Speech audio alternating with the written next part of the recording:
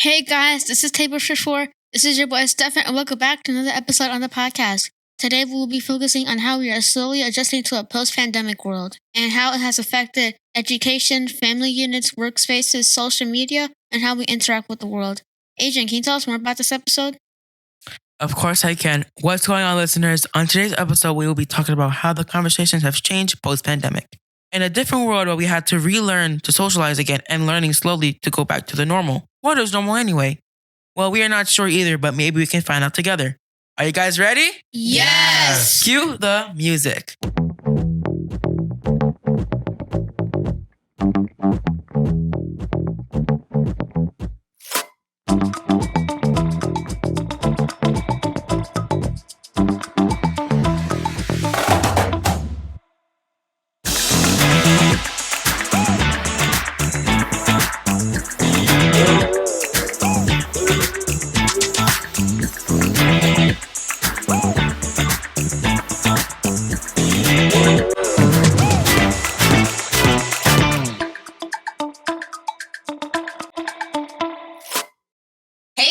This is Stephanie. This is Andre. This is Adrian. And this is your boy Stefan. And this is Table for Four, a family conversation podcast. How is everybody doing? We are doing We're doing great. You guys good? We're good. We're going to attempt to answer some of these questions. How did the pandemic change the world? How was life before, during, and after the pandemic? How has this affected education, family units, workspaces, social media, and how we interact with the world today? Me being I wouldn't say a frontline responder, but being a frontline worker, I was out there in the trenches. So You saw things differently. I saw things differently. Yeah, for sure. It was a little tough. I saw a lot during the pandemic. I see a lot of, it was just a sad place to be, especially going to work with a mask and everything, but it was tough. But we're also going to talk about what is a collective experience and what do we do to tell our children. I think the first thing is to tell them that it was going to be okay. Yeah. But guys, we want to go right into it. We want to start with today's topic with a conversation with a video from a Tedtalk presentation and educator, Kristen Nguyen. Now, quick story. I was listening to podcasts as usual, and it was recommended for me to go listen to a TED Talk daily. And this was one of the presentations that came up. So we're going to sit down. We're going to take a look at this video together. It's about a 10-minute, 11-minute clip, but it highlights how educators really had a tough time continuing with teaching virtually and things of that manner. But it's such an important thing to talk about how things happen before, during, and definitely after the pandemic. If you can really take away some of the information that we want to go through today, is really about, will we ever be the same? You know, and the straightforward answer is no, we will never be the same. We have to also give credit, that we are more resilient than we even realize. I know for a lot of frontline workers, that was a difficult thing, but we have to give more credit to ourselves. Another thing is that not everybody is healing in a healthy way. And yeah. I know that you mentioned something to me about that before. Yeah, and not everyone processes crisis the same. Right. We all deal with it differently. We sure do. And really important that we still have a long way to go. So if we can go up and pull up the profile for Kristen Nguyen, who's one of the educators who was presenting. I love this quote that was posted up on TED Talks. Says, Kristen Nguyen believes in the power of education to transform individuals, to promote equality, inclusion, and healing in communities. If you can go and pull up that clip, and we're all going to sit down, we're going to listen, take our notes, and really understand where Kristen is coming in. And the title of this video is 3 Steps to Tell Children, or How to Help Kids Process Traumatic Events. If he sinks this, what do you say to the kids? I mean, I guess we have to say it's okay, but like, how would you say it to them? Like, kids, it's gonna be okay. Or kids, it's gonna be okay. Like, how would you explain it to them? And it kind of depends on how old they are as well. Because if like a kid that has consciousness, everyone has consciousness. How would you tell them? It's a little confusing. Like, how would you explain it to them? Like, would you have to sound panic? Would you have to sound calm? You have to sound like you're not afraid? Like, how would you explain it? Okay. So let's take a step back, right? After this presentation, a great story, a great presentation by Kristen Nguyen, that she really took apart the different approaches and looking at how we as educators, as parents, everything changes, right? But it's how we react to those changes is one of the best responses I can say. When it comes to what do we say to the kids, it's all about being calm. We cannot come in an uproar. We can't be in a panic. We can't, because you're more likely to make more mistakes along the way if you're not calm. You have to think of the conversation. We have to think of everything prior to coming to you, big or small. We have to approach everything calmly. Now, that might not always be in my case. What if it's not okay? Like, what are you going to tell the kids? Like, You have to hold on. You guys got to remember, this is something that hasn't been seen in so long. You know, educators, they usually have some training. I wouldn't say in terms of like a pandemic, but in terms of like, you know, when I was in school, we had like the fire drills. We had, in case we go to war, what were the procedures in school? Right. You know, so they kind of knew how to deal with that. With that, right? But this is totally different. Those are the possibilities. Because those were possibilities that could have happened. Because and when we were 80s kids, we learned different things of that manner. But no one could have predicted that. Right? No. Nobody could have. Nobody could predict this, because this is similar to like almost like a warfare, like a chemical warfare. A plague. You know, you could say it like that, but nobody was prepared to see the extent or prepared the length of time this was going to take. Right. Because everyone thought, just 2 weeks. 2 weeks. Stay home for 2 weeks. We were home for like almost a year and a half. More than that. You know, so now how do you console a kid who's growing up, who's used to being outside, who's used to socializing, who's used to going to school?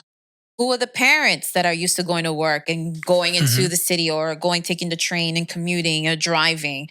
What do you say to those in social media? How did that pandemic? Who do you talk to? You know, it's you're here by yourself, locked up for like 16 months. We talk to each other. Right? But now, that wasn't the case for everybody. There were some people that were alone, and people that didn't have families. But this is how the family units were changed. This is how the workspace was changed. Yeah, people got separated from each other, and they couldn't meet. And it was so scary for a lot of people, because if you were just by yourself, you have to fear for yourself. You don't have to, I mean, you can fear for everyone else, but you personally, you have to like have the most concern for yourself. And if you live with family members or other friends, you feel concerned for them too. Because if you go outside, if you catch something, you might get them sick, and you might worry them, and you worry yourself, and then it all gets riled up to one like big pile of just stress and anxiety. And that the question, well, to follow up with you, is the worry is about isolation. Yeah. If you are by yourself, how does this affect your mental psyche? How does this It could lead to depression. It could lead to depression because you won't be able to like see anyone you love or know. And not going to include friends, because if you like really miss your friends, like you'll be like really sad because you can't see them anymore. Yeah. In your case, probably. Like in your case, you remember you went from being in school mid-year to being homeschooled now virtually, and then you went into a different school. So you didn't have a graduation. Nope. You didn't see your friends anymore. Nope. You know, some of the friends that you had at one school, they didn't go to the next school. To the next school. Yep. So you didn't get a chance to say goodbye, or see you around, or take somebody's phone number, or like, because nobody expected this to drag this long. Well, I do have some friends that were in virtual school, and I met them in like when we go to school, like for real. Like, now you see them in person. Yeah. Adrian, did you have something? Yeah. This kind of goes back to I think a really old episode. It's like when you were, no, not you guys. When I was in like virtual learning, I never had a 6th grade. He's in 6th grade, and I didn't have that. So I kind of just felt like I missed a key part of learning, because like fifth grade, sixth grade's gone, and then seventh grade twice. So it's kind of like really confusing. I wouldn't know how to really react. I mean, I guess it was fine, but It's not the same. Yeah, It's not the same. It's like higher grades got removed because you might not be able to go there.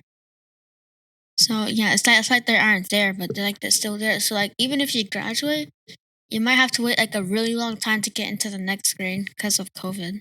Yeah. So it's like they don't exist. Yeah.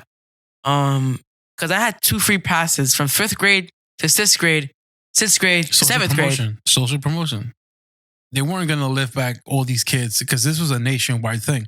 It wasn't just here in New York. Worldwide thing. It was a world thing. Yeah, it was a worldwide thing. You know, and I think that they really did try their best to, I guess, to try to help you along the way.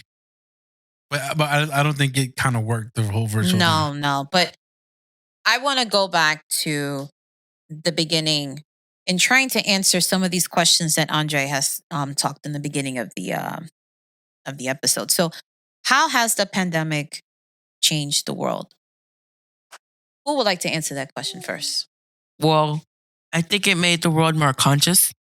I felt like people weren't like, I mean, no one's ever prepared, but like, you think that people were like, oh, nothing's going to happen to us. We're America. We live free.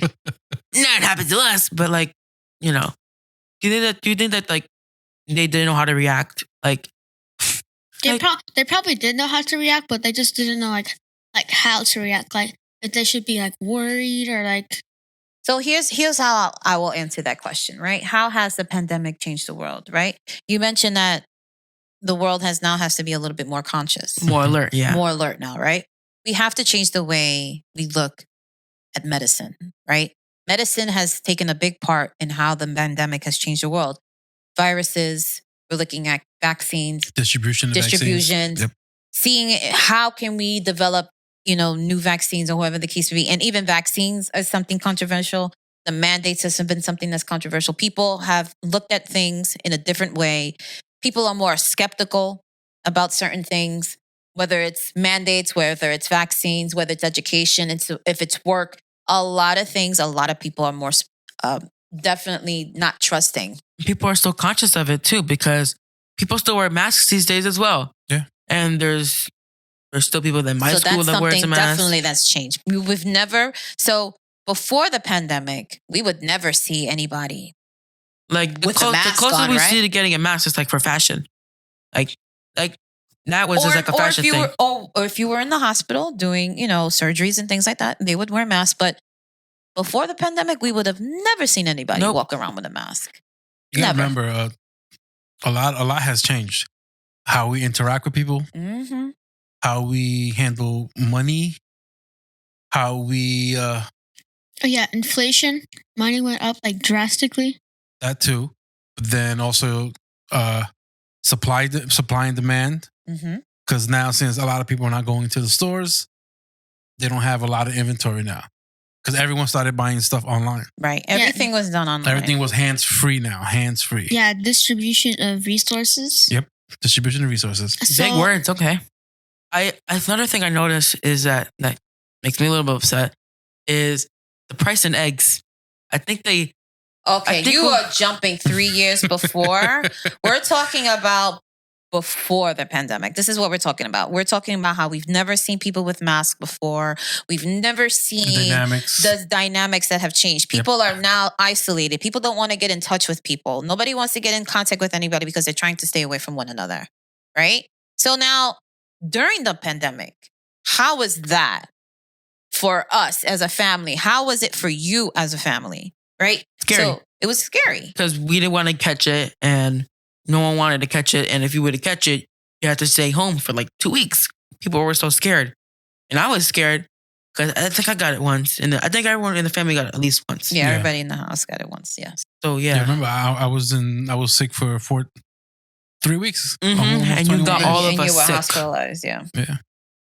And now it's required before you go into school. It was, yeah. So that's another change. There's another thing that's shifted now. Because now, in order for you to come back to school, you had to be vaccinated. In order for you to And go no back ifs to or work. buts. No ifs or buts. You had to get vaccinated. If you had to go back to No, school, if there you were- had to go back to work.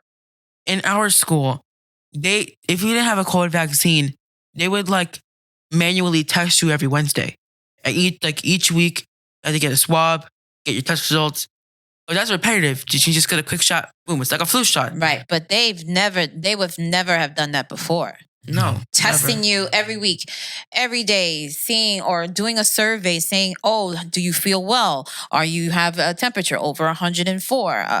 Things of that matter. They would have never questioned you coming into school. If you were sick, fine. But that's how things have changed dramatically. Yeah, they don't care if you're sick. They just gonna you just say, you gotta come in, you gotta come to school. And No, not necessarily. Some of the teachers have some well, concerns. I mean, Sometimes. before they would want a letter saying that you were sick. You got a letter, an excuse from the doctor. Mhm. But now it's different. Like they want, did you have a positive test for COVID? That was how it really stemmed to that, and how it changed the dynamic. Education, social media. That was another thing. A lot of misinformation on social media. A lot of misinformation. People not sure what's going on. A lot of medical news were being told, oh, this is what's happening. This is how it's being spread. It originally came from China. Just a lot of misinformation being told from the media, social media, all of this. Are these just theories or just like what actually happened? Well, this is what actually happened, because a lot of the stories that were being told, it first began in France or first began in China. Then they had misleading information. Not everybody's sure what's going on. And literally the reason why nobody knows is because this is the first time in this time period we've ever gone through a pandemic. After reviewing this presentation with Kristen Nguyen, some of the questions that I have, we want to attempt to answer with some of the questions that Andre mentioned in the beginning of the episode. So the next question I want to talk about is, how has this affected education, family units, workspaces, social media, and how we interact with the world? So how does this affect education? Education went on virtual. Yep. Right? We've had conversations and episodes prior to this that everything went virtual. So when we have education, we're used to having teachers and we're used to having parents. We're used to working in a classroom. Mm-hmm. And that all of that was suddenly taken away. Mm-hmm. So now the teachers and educators, parents, workers, everybody has to be a little bit more creative now. That's the problem. And this is all new. This is all new to everybody. So now they have to become a little bit more clever. We have to figure out how we're going to try to still give the education we can through the screen. How are we supposed to control the narrative? How we're supposed to help people still maintain education? This is what you mentioned before, that you got a free pass. Why? Because you're home, you're in your pajamas, you're not really taking things seriously as if you were in a face-to-face, brick-to-brick, mortar-to-mortar places, the school. Right. So that's one thing, right? That's definitely how it affected education, right? Education wasn't taken seriously. It wasn't. I don't think it still is anyway. Oh boy. Well- no one likes school. Nobody likes I school. mean, some people do for like, I guess, perks of being smart. And then another thing was like you said, like you mentioned virtual cameras and virtual classes. They did that for 6th grade, and then 7th grade they still did that because they were still getting used to like the fact that they had to use masks. People were still going back to school, and then it started getting better and better as time went on. So Yeah, but some of you yeah. kids are starting to turn off your cameras. I kept my camera on. One time I turned off my camera, went to the bathroom, and I thought I cheated on the test because they said I was gone without telling anyone. Well, you have to tell you have to private message the teachers, so then they know where you're going. Right. But you might spend like a lot. So that's how really it's affected education. It's affected the way we interact with our teachers. It's affected the way we are trying to teach precisely. Like it really changed the way we interact. And that's how, when she mentioned that when these teachers were trying to figure out a way to still teach effectively, it was difficult because everybody's home. Now imagine you're a teacher and you have kids your own. How are you going to make sure your kids are what they need to be doing? Their kids are home now. Their kids are home too. And you're trying to teach your kids in the student classroom, or if you're trying to teach a bunch of 6-year-olds or 4-year-olds in front of a camera for sitting 5 or 6 hours, it's not going to happen. It's not going to be successful. So stressful for the teachers. It's very as well. stressful Very for stressful. everybody. Think about it. They had a whole. They when teachers come back to school, they plan out the whole year in advance. Yeah. This was a sudden change. It was like in a matter of minutes. Swipe. Nope. And this was a test on how the education system will react. So now, how has the pandemic affect family units? What about you, Ma? What do you think? Because didn't you work at the hospital most of the time? When I was working at the hospital, yes, I was there doing internship. It was hard. It was hard to see the nurses being overwhelmed. It was hard to seeing everybody else trying to work. And I was also working in a facility in a clinic with adult medicine. But then, unfortunately, I got laid off because they were laying everybody off. Mhm. They had to close all the offices. But I was still going to school, but I was going to school virtually for the first semester. And that was just as bad. But you still had clinicals. I still had clinicals. You still had to go to the hospital. I still had to go to the hospital. Yeah, I still had to go to the hospital. So, that was hard. But how did it affect the family units is that I was home all the time. I was home making sure that you guys were okay. And it was a lot of stress, a lot of anxiety because I had to worry about you guys still making to class. I had to still make sure that you guys were up. I still had to make sure that you guys were still doing your work, making sure that you're facing the camera, making sure you have make sure you ate. And then I had to worry about my classes. I had 3 classes in virtually. And you had a ton of tests, and you I had told us to be so quiet. many exams, and I was just like, right. Well, you had to go to school for the test. Yeah, I had to go to study school. At home, study class at home, virtual, class virtual, and then still go to school then for the test. Go to school for the test. Yeah. So like for me, it was a little bit different because to me, it was like business as usual. Right. It was business as usual. Because I still had to go to work every day. Yeah. So in terms of also family dynamic, I think it kind of brought us a little bit together. Brought us together because now we have more time with each other. Before we didn't have any, like we were constantly being in school, drop you guys off. And now we're here together. We did game nights. We did virtual game nights with our friends and family. It was fun. And we eventually started this podcast. Yeah. And then we started this podcast during the pandemic. That's how we got here. Yay. So that to me, when it comes to like those family units, other family units might have not had the same, luck as us. Like for us being home, it brought us together. Really did. Right. It brought us closer together as a family, more appreciative, and just grateful that we were able to still have, somebody still working. Even though I was laid off, Dad was still able to work. And those are the type of things like, what do we tell the kids? Down. Yeah. Like, what do we tell the kids? We tell the kids it's going to be okay. It's going to be tough, but we have to, we got to maintain. Right. So in our situation, it was good, because like I said, I was working. You were kind of working. You found a job later on. Yeah, I found part-time. Part-time, yeah. But still, she worked. I worked. But I was home. I was making sure. I made sure everything was okay at home, and you made sure that we were able to still So provide. that was like I wasn't worried about like what bills we had to pay because I still went to work. I still came home. And it's kind of unfortunately certain families didn't have that same outcome. Because some families lost family members because of COVID. Because so their dynamics shifted drastically. Losing a loved one so quickly and unexpectedly. Many lost moms, dads, uncles, brothers. I mean, people that you would never think, perfectly healthy people, pass because of COVID. It was so shocking to a lot of people. So it was very shocking to a lot of people. I hope those people are still here and still okay. Because COVID, it's a very, very stressful thing at first. But as time goes on, I think we're calming down. Like, we started to get a lot more, well, now the world's more aware, a lot more alert than it should be.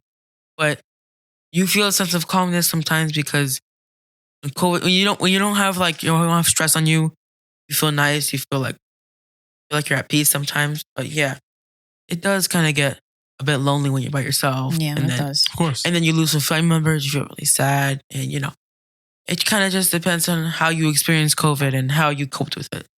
And then how did it affect the workspace? The workspace, since everybody was home, right? It was like, I'm gonna get my work done. I'm not gonna be bothered. Or I don't have my own space. I have my kids disturbing me. Yep. And then when it was time to go back, they was like, oh, I'm not going back. I'm staying home. Right. I'm still making the same money when I was home. And you want me to go travel to go somewhere else to go to work? No, thank So people were loving it. People it were was a love and loving hate it. relationship. It was a pandemic. love and hate relationship, especially when it comes to like interacting with work. I was like, man, why can't I stay home? I want to go. I want to stay home too. I want to stay home driving too. trains, Right? Yeah. virtually driving trains. No, I can't do that. So that was another dynamic that was drastically changed, especially like, why are you going to tell me I got to go to work now? No, I'm good. I'm going to stay home and do the same amount of work and get paid from there. Yep. You know? And another thing that really changed is how your workspace was. Your workspace was your kitchen. The workspace was your bedroom. Your workspace was really wherever you were able to make it in your home. So now now these office buildings were now not renting and paying expensive rent because there was no need for it. Yeah. So now everybody has minimized, everybody has smaller spaces because they could still do the same amount of work in a different area without paying so much for rent and stuff. So that's how the workspace has changed. That was as an well. upside. Is there any downsides? No, I mean, companies had to downgrade, definitely. But I mean, that's really one thing that I think that the workspaces have been changed. Yep. And especially me having to go back. No, I'm good. But you know, one thing that was thriving? Social media. Social media. Mm-hmm. Everyone was on social media. That's how when you go on social media, you see everybody's feed. You see what they're doing at home. What they're not doing. What they're not doing. I felt like social media was like the main source of how people interacted with each other when the It was pandemic was over. basically the only Yeah, the source. only It was like a worldwide group chat because Pretty much. everyone was Exactly what it talking. was. Because like no one really used like social media before as often, but now that the pandemic happened, everyone's here. And you saw this. And you saw this. A lot of celebrities and musicians, they were doing live streams to uplift people. Absolutely. They were doing like all these virtual concerts for free from their home, from their homes. I mean, they could probably still charge. Yeah. I mean, you could Some probably still did it. charge. And then also there's a lot of companies that benefited. You had to pay to see the virtual event also. But how does this all tie in to the collective experience, right? So the collective experience in definition by the APA, which is the American Psychological Association, it is a common body, okay? A common body of emotional experiences that develops out of an individual's identification. So meaning that we are all suffering from the same problem. We're all suffering from a mutual issue. And now we're able to understand and support each other through empathy because really, we literally understand what you are going through. Mm-hmm. So a collective experience that was really shared was really the basis of how everything was changed. Education, social media, parents, family units. This is how it all changed. And it really changed because we all collectively had different thoughts and fears. So the first thing I want to talk about is the world full of fear, right? This collective experience is that everybody's a fear of what? Because of the virus, catching the virus, and because many people were killed during that time of this need. This was really something that was really terrible, unexpected. We didn't know what was going on. The hospitals couldn't keep up with the demand. Frontline workers, nurses had to continue going into work. Doctors had to continue doing the work. And many people were just passing away so quickly that they had no way and means of storing. This is really the reality of it. The other thing that continued with that, it was unchecked feelings. People were not grieving. They were not getting the help that they needed for mental health because the interaction and access was limited, right? Literally because we were all home. Yep. We were literally all home. So now people were not getting the help that they need because they were not able to get that access. You know, grieving. Grieving was another thing because many families had a sudden loss of members and they were not able to do several things. They couldn't gather. Yep. Right? Services. They couldn't do services. Funeral services. They couldn't do any of that because they were forced to not interact at all. So people were not grieving properly. Certain family members would have had a bigger ceremony or a proper send away, but that was taken away from them because they couldn't even do that. It must have been so sad, not grieving over your family members or even having a group like family and friends and everyone you know just like come to like whatever funeral it is. and you can't even experience that. You can't even have the service. Like, No, you can't. It was minimum to 6 people. Like, it must have been so really like harsh on the people because they couldn't like feel like the type of person. The support. You couldn't get the support, right? Like you were so down, you were so sad, you were so sad, and you couldn't even cope correctly. Yeah. And a lot of it really, again, goes back to the fear factor. And a lot of animosity and a lot of bad attitudes developed. Big word. Big word, right? The attitudes that were developing, people were forced to stay home due to that lockdown, right? And it was literally for the protection of everyone. And essentially, everybody's freedoms was taken away, right? People were more likely to break the law and become more aggressive due to that isolation.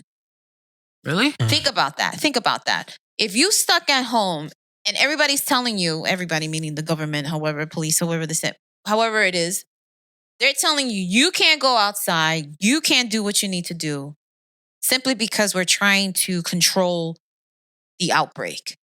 So people now are angry because they're home. They're being more aggressive because they don't have an outlet.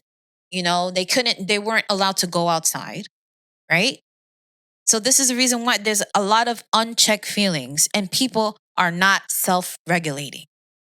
So goes back to the presentation with Kristen Nguyen saying that the children were not self-regulating because they needed to find ways to release that stress, to release that anxiety and the fears that were taken over because of these traumatic events that was caused by the pandemic.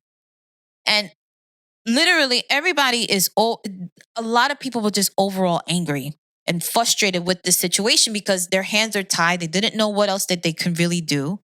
Mandates, as we mentioned before, forcing people to get vaccines in order for them to go to work. People were losing wages because they refused to get the jab, or whatever, however they wanted to call it. So everybody is just a lot of feelings unchecked, a lot of people frustrated. And the collective experience is everybody can tell you their points of view from this collective experience because everybody has dealt with it. And it will all be different. One way or another. So that's why everybody empathizes with everybody else because I know what you're feeling. That happened to me too. Right. This is what happened to me. I It's understand. a different way of experiencing exactly. But we all experience it at the same time, but different time zones. Yeah. So when talking about the collective experience, can you tell me a little bit how your experience with the pandemic before, during, and after? Stefan, why don't you tell me a little bit about your experience with the pandemic before? It was fine. It wasn't that bad. But now that the pandemic is here, life is like really hard now. Because the government is telling us to stay home when we have to go to school, but they made us go to virtual school. Well, if we went to actual school, and we went inside a school building, we would get sick really easily unless we had a vaccine, because you probably wouldn't be able to get into school if you didn't have a vaccine. Mm-hmm. So that sucks. You can just wear a mask. You don't really need a vaccine, but you could if the school wants you to take a vaccine, they should make it so you could take it a few months or days later or weeks, because that just doesn't make any sense. So how did you feel internally? Were you sad, upset, or were you just happy that you weren't in school? Okay, the truth will set you free. No one wants to be in school. No, there's a lot of people that want to go to school. How about you, Adrian? Before the pandemic, I guess my grades weren't really that good, I guess. I was still learning the basics of 5th grade when it first started. I graduated out of 4th grade. Started fresh, new school. And then during the pandemic, it was a little shocking because it happened so fast. Virtual school. Bam. Passed the grade. Bam. 5th grade. Didn't learn anything. Bam. 7th grade. It happened so quickly. Virtual classes, fruit teachers, but maybe they're just stressed out teachers. So I guess they could be stressed out. But yeah.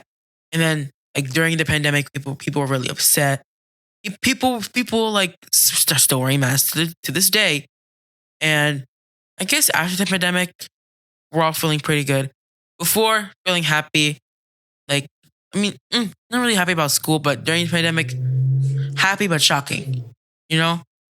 Because I was happy that I didn't have to go to school. But it was a little shocking that I even passed the grade at all.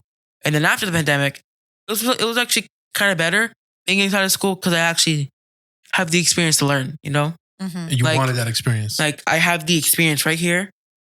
And I learned the experience right here. You know what I'm saying? Do you think things will ever go back to normal? Do you feel like you have some normalcy now, a few years after? Yeah. I feel like we're back into the old routine again.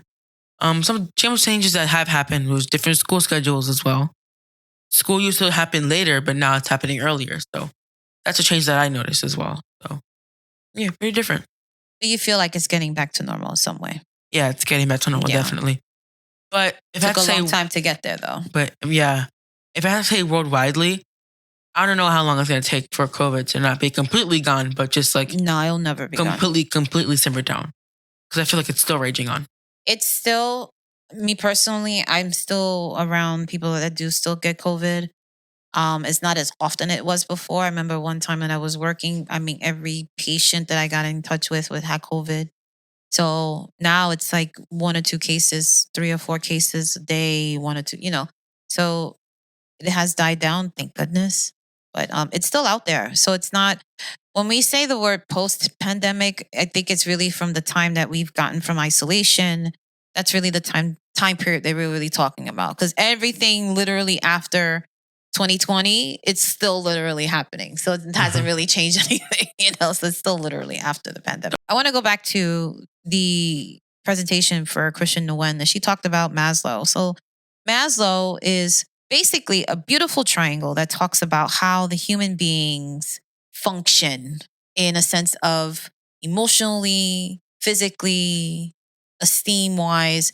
So I'm just going to break down this triangle really quickly for you. So she mentioned that in order for us to feel complete, in order for us to feel safe, we have to develop these levels first. So the first thing we have to meet is our physiological needs, meaning we have to get food, we have to be fed, we have to get water, we need to feel warm, we need to have sleep, we need to have rest. In order to move on with those basic needs, those have to be met first. So then as we continue up this beautiful triangle, safety needs are what is the next area of this tier. So security and safety. So this is what she mentioned before. A lot of students had fears. So what they did what?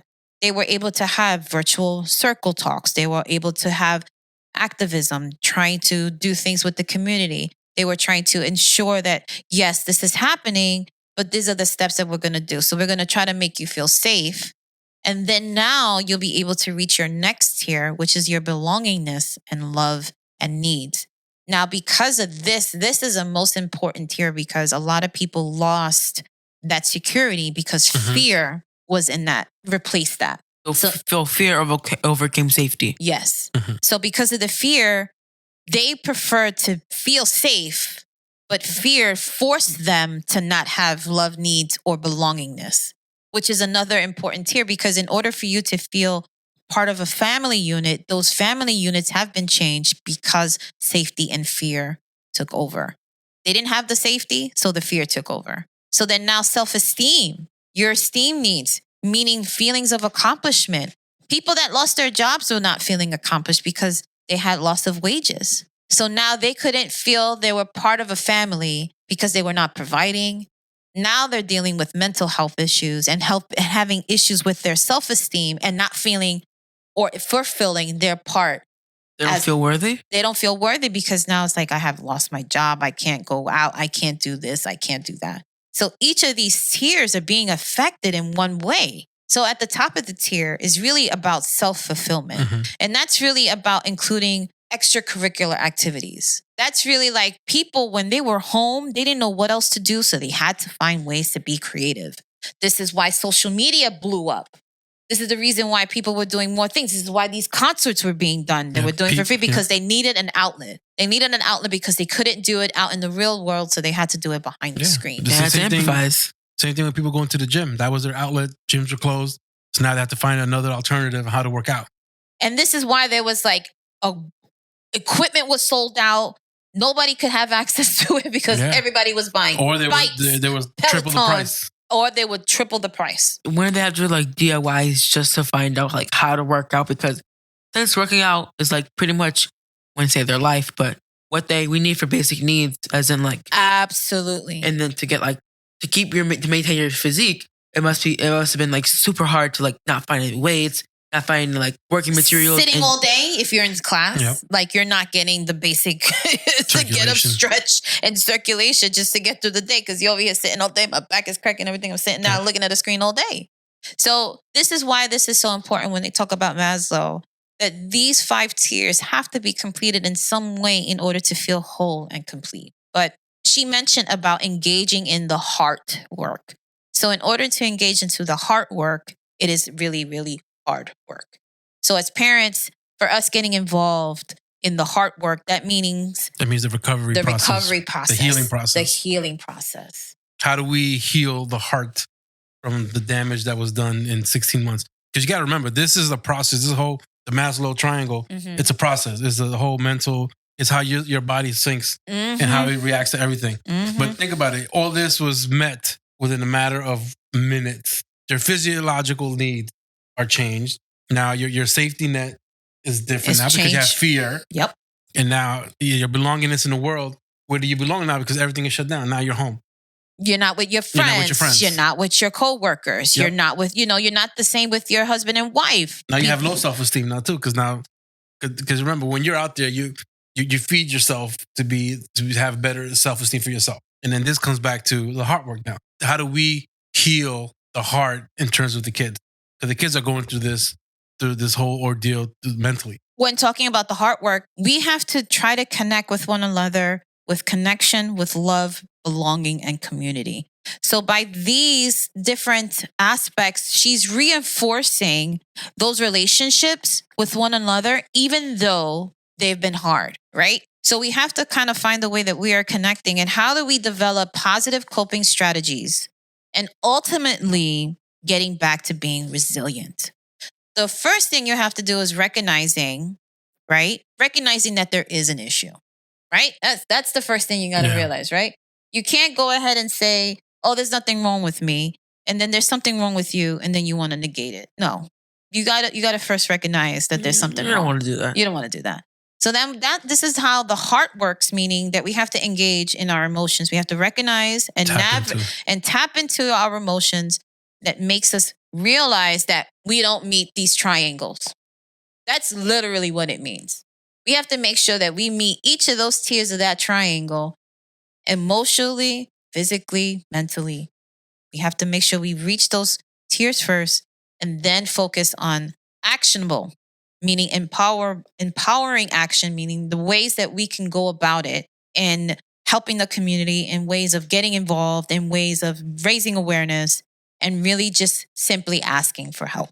So I just want to take this opportunity to kind of come back and say, what else can be done, right?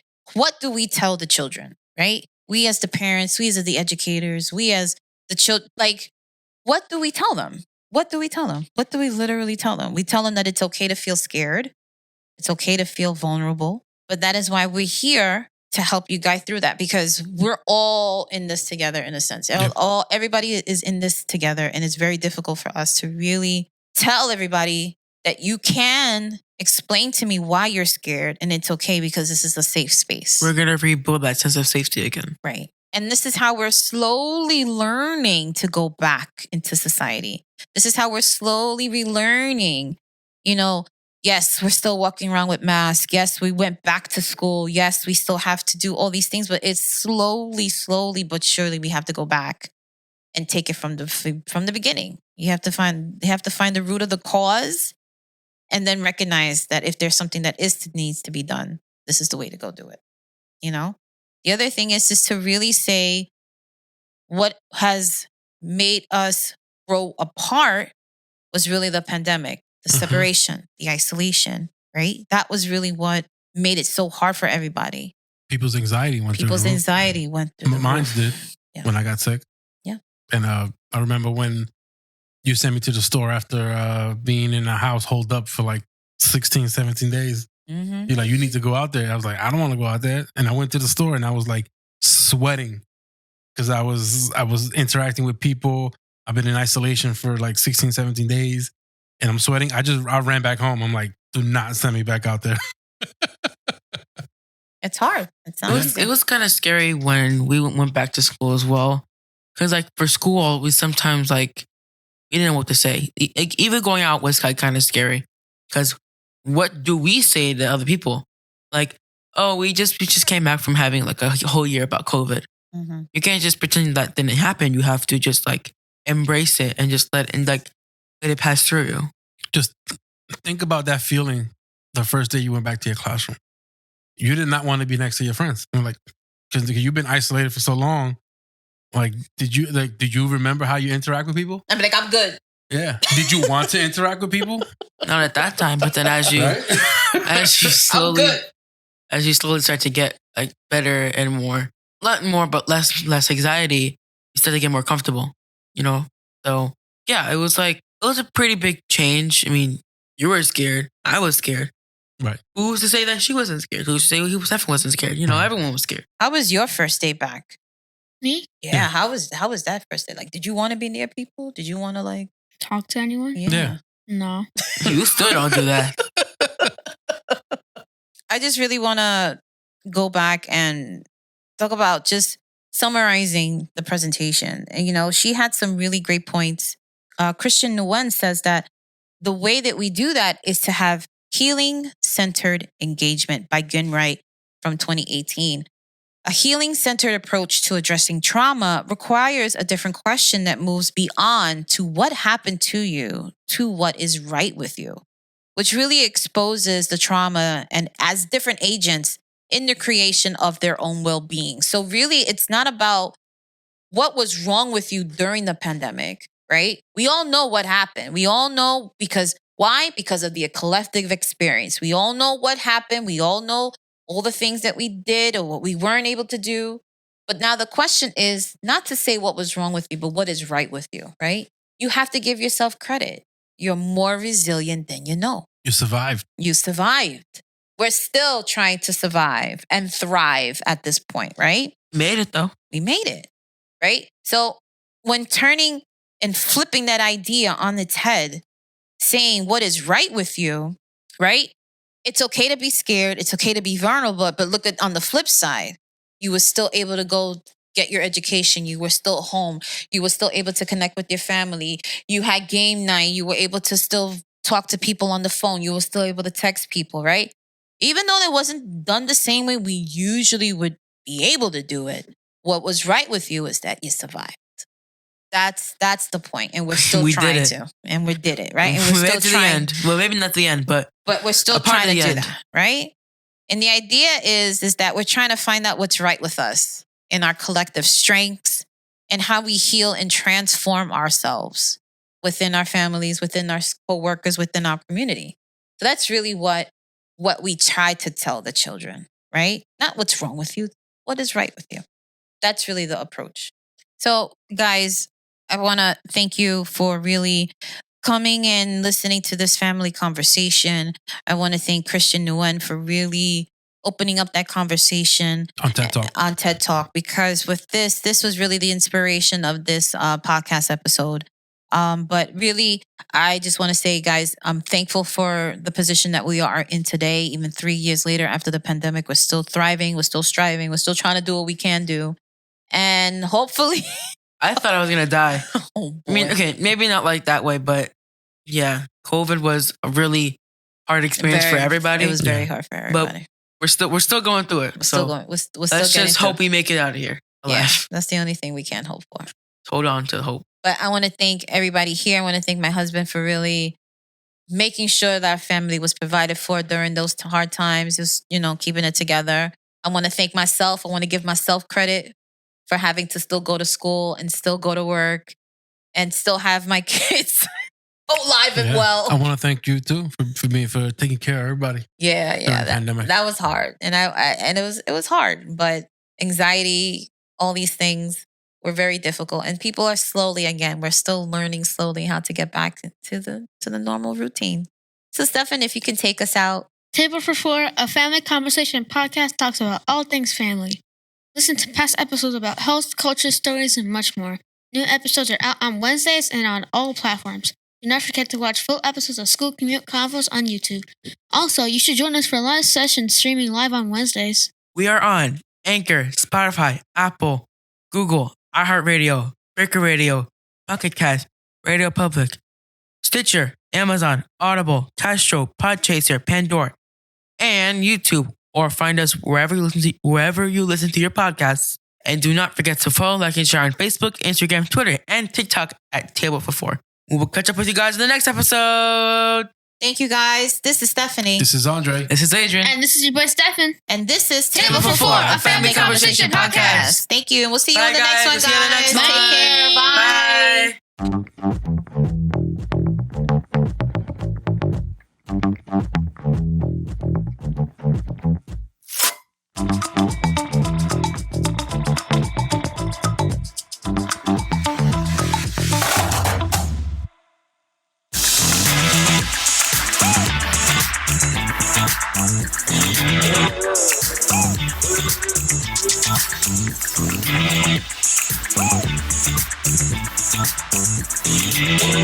Bye.